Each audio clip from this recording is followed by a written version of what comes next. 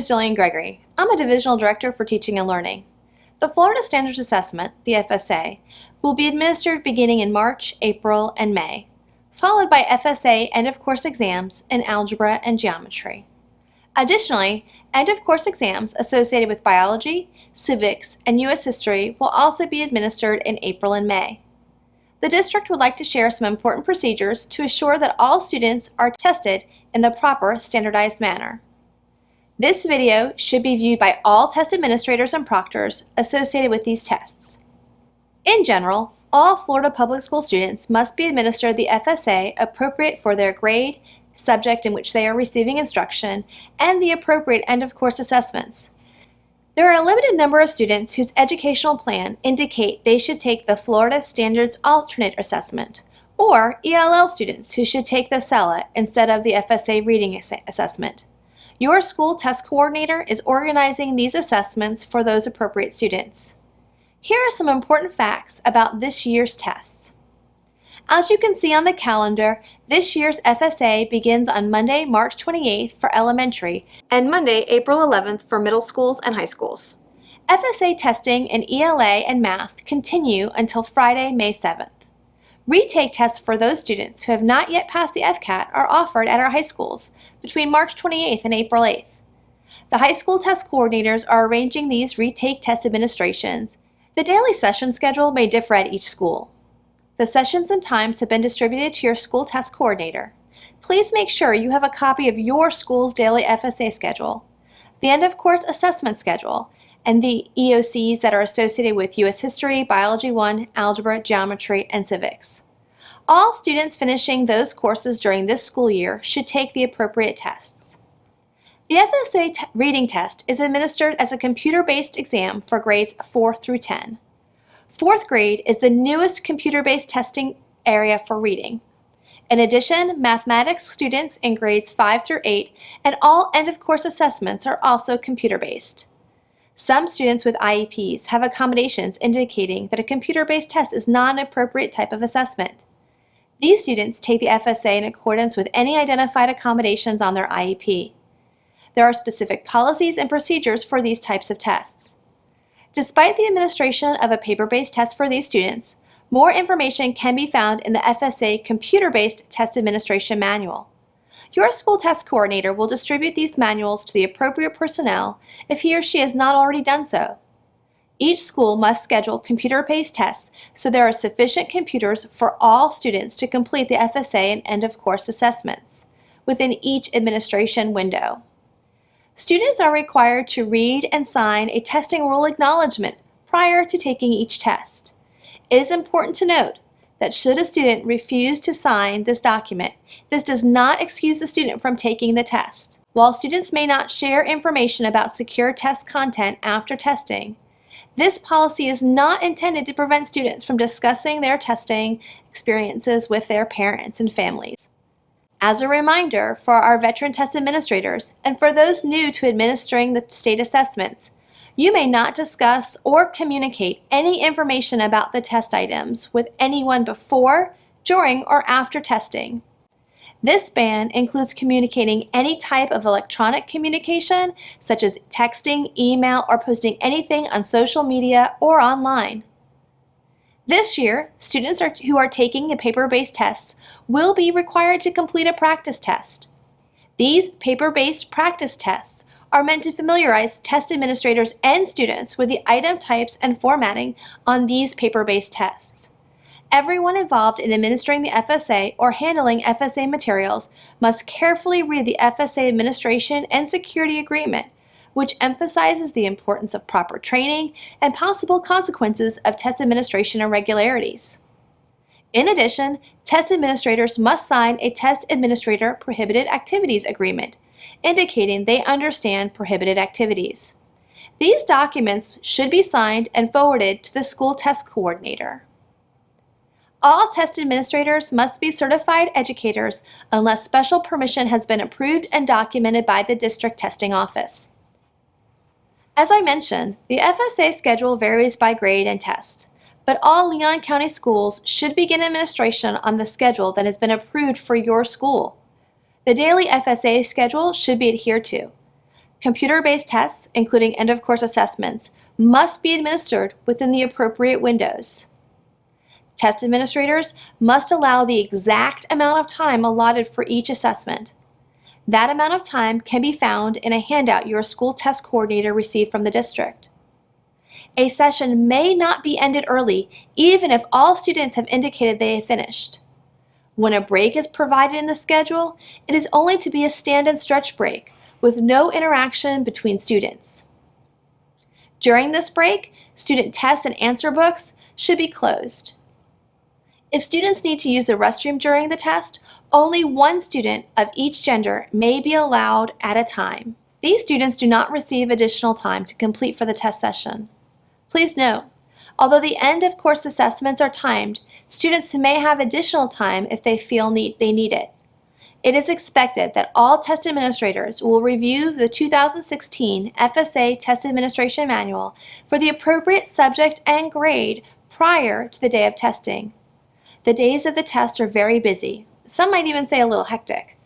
That is no time to be seeing the directions for the first time. If you are a test administrator of ESC or ELL students, it is especially important that you are aware of the proper test accommodations for each student. These accommodations can be found in a student's IEP or LEP plan. All allowable accommodations must be offered to the student. No additional accommodations may be given. If a student is in a grade that is computer-based testing and needs the accommodation of a paper and pencil administration, that accommodation has been noted on the student's IEP. As a test administrator, if you have any questions or concerns about an IEP student's accommodations, please contact your school's testing coordinator. It is also important that a student has had experience with the accommodations during his or her normal classroom instructional activities. No additional accommodations may be allowed. Each test site should be free of distractions, have comfortable seating, sufficient workspace, and good lighting and ventilation. Students should not be facing each other when at a table and should not be able to easily view each other's answers. Students should be seated at least 3 feet apart. If there is any concern, physical barriers should be placed between students. Use of physical barriers may be of particular importance during the administration of computer-based tests. In addition, prior to the test, administrators should remove all or cover all visual aids displayed in the room.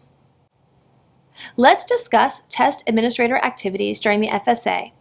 The most important things to remember during the FSA is to read the appropriate FSA script verbatim and to provide adequate proctoring of the exam.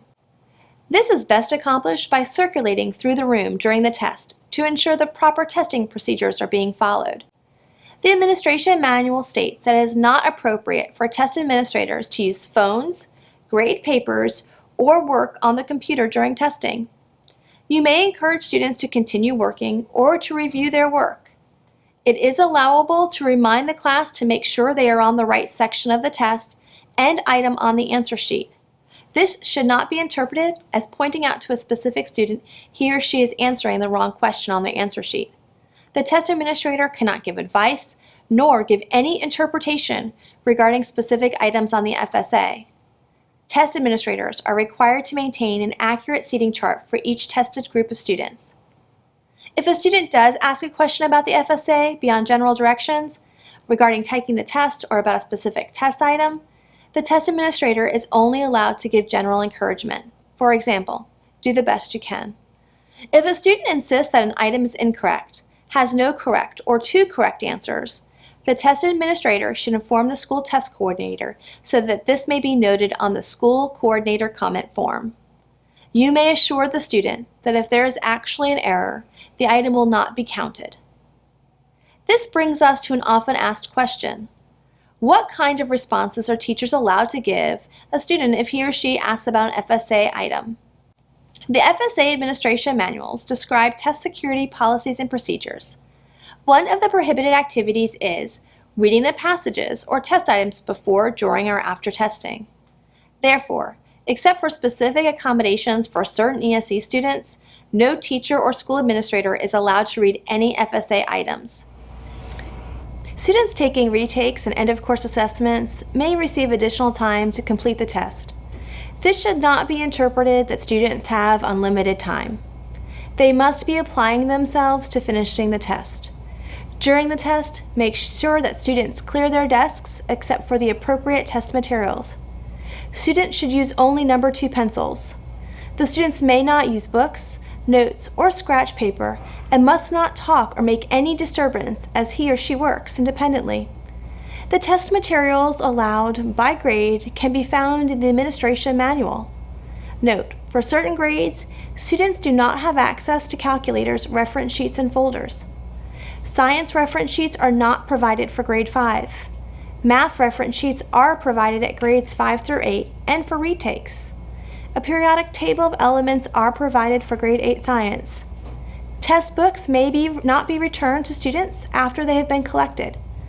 Test items are not to be discussed with students even after the test has been collected and materials have been returned. Any missing materials or test irregularities must be communicated with the school test coordinator as soon as possible. A test irregularity is a departure from the standardized testing procedures outlined by the FSA or end-of-course test administration manuals. For example, allotting too much or too little time to take a test, or administering a section out of order. The purpose of any test invalidation is to identify when the validity of the test has been compromised. The decision is made only after discussion with the district director of testing. A test must be invalidated under any of the following circumstances. A student has an electronic device during the test, or the student is cheating. During the testing session, a test may be invalidated under the following circumstances. A student becomes ill and is unable to finish the test.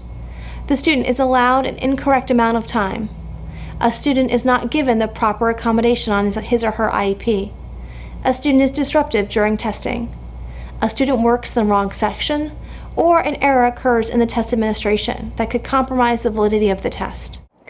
There is a very strict policy concerning the possession of electronic devices during the FSA or EOC testing sessions. The FSA Administration Manual states, if a student is found to be in possession of any electronic devices during testing or during a testing break, he or she must have their test invalidated. Students and parents and guardians must be made aware of this policy prior to testing. By during testing, we mean any time after an FSA book has been distributed to any students, including a break within the session. If an electronic device is found within a student's possession during testing, but this fact was not discovered until after the session has ended, this is still cause for an invalidation. Electronic device is defined as any item that can receive, transmit, record, and calculate, except for the approved 4-function calculator. The best way for students to avoid having electronic devices in their possession is to collect them prior to the test session and put them in the front of the room and to adequately proctor the entire test. It would be best to practice these procedures during the official FSA practice sessions. To set a consistent example for our students, test administrators should not use electronic devices during the FSA test sessions. The state of Florida has contracted with a company called Pavion. This company is charged with the task of analyzing student test results to identify extremely unusual answer patterns with the potential of an unfair advantage in taking a test. The 3 types of unusual answer patterns include identifying very high similarity among pairs or groups of test takers, very unusual numbers of erasures, particularly wrong to right, and very substantial gains or losses from one test to another. The state feels that possible causes of extremely high similarity of responses are answer copying, test coaching, proxy test taking, and/or collusion. Therefore, when student responses are identified as having a very high similarity of answers, 1 in a trillion, the student's results will be withheld awaiting an investigation by the district. This investigation should include all test administrators and students involved. No student-level scores will be withheld based on erasure analysis or gains analysis. However, a flag school will lead the district to review. This could mean that a school's grade will be withheld waiting this review. Conclude with some common problems. 1. Please make sure all scripts are read verbatim. 2. Correct and complete script for administering found in the FSA EOC test administration manuals. For FSA reading, mathematics, including EOC and science, the Next Generation Sunshine State Standards Administration of FCAT and Algebra 1, the best way to avoid mistakes is a review of the manuals prior to test dates. Perhaps the most common mistake during the FSA has been for a student to inappropriately go from one test session to another. They do this by ignoring the stop sign visible at the bottom of the designated pages. Calculators can only be used for the FSA Math and Science at grades 7 through 12. If it is used by students at other grade levels or during sessions that are not appropriate, it is reason for invalidation. Student tests will not be scored. Lastly, the security of all test materials must be maintained before, during, and after test administrations. If any secure test materials cannot be accounted for, after an initial search, please inform your school test coordinator as soon as possible.